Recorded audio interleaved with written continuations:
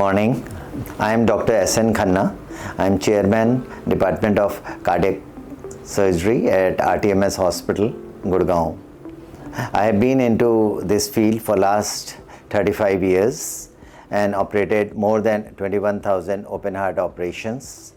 Adult heart operations, if we see, it is a spectrum of CABG, which is the most commonest. CABG means coronary artery bypass grafting, and but now with the modern advances we do it on a beating heart and with a small scars in the left thoracotomy approach, so there is no scar in the middle of the chest and no bypass is needed. It is done on a beating heart.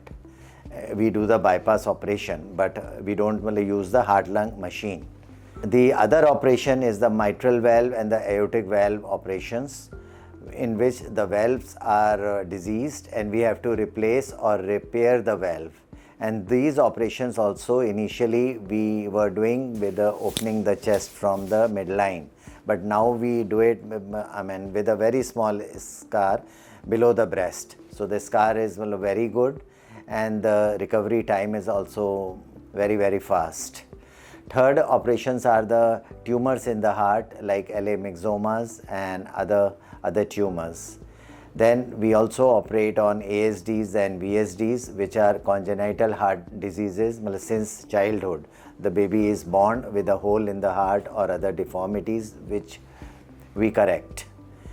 Other than that, we are doing here ECMOs. ECMO is a life-saving procedure. It stands for extracorporeal membrane oxygenator, in which the patient's blood pressure is very low or the lungs have failed. So we put a ECMO and the patient is fine and we can save many lives.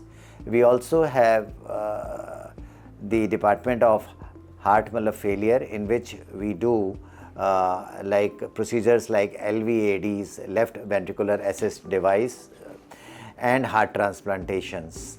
So these are the major spectra in addition to the pediatric heart operations also. Thank you.